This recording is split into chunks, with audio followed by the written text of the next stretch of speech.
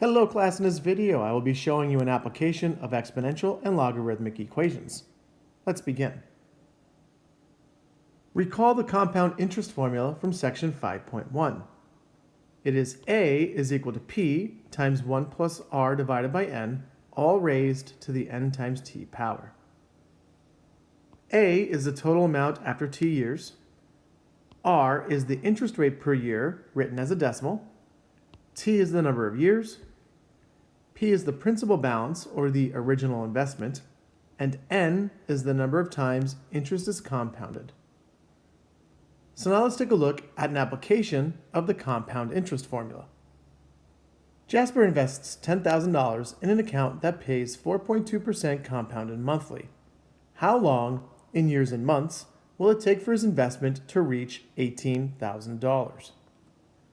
So let's start by identifying some of the quantities in this problem.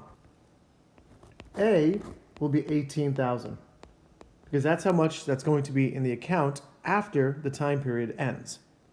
P will equal 10,000 because that's the initial investment. R is the interest rate, and 4.25% written as a decimal is 0.0425. N is going to equal 12 because there are 12 months in a year. Now I will set up the compound interest formula.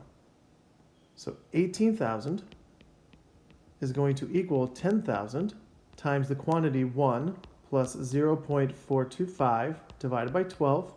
This is raised to the 12 times t power. We need to solve for t.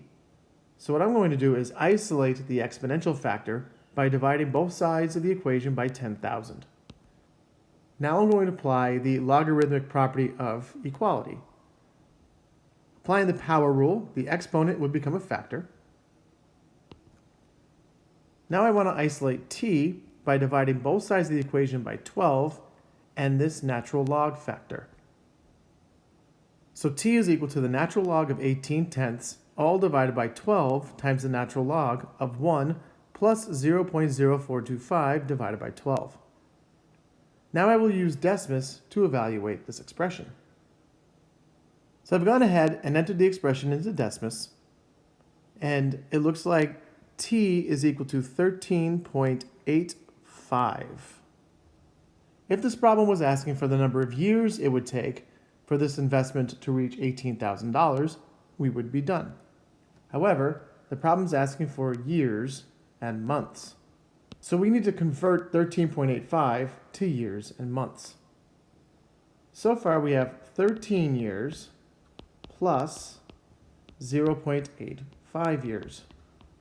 To convert 0.85 to years, I'm going to multiply it by 12 because that's how many months there are in a year. And this is equal to 10.2. So this is 10.2 months. And we're going to round that to 11 months. So we have 13 years, 11 months. And the reason why I round it up to 11 months is because if we rounded this down to just 10, let's just say that was 10, the investment won't quite reach $18,000. So I'm going to round up to guarantee that the investment reaches $18,000. And we are done.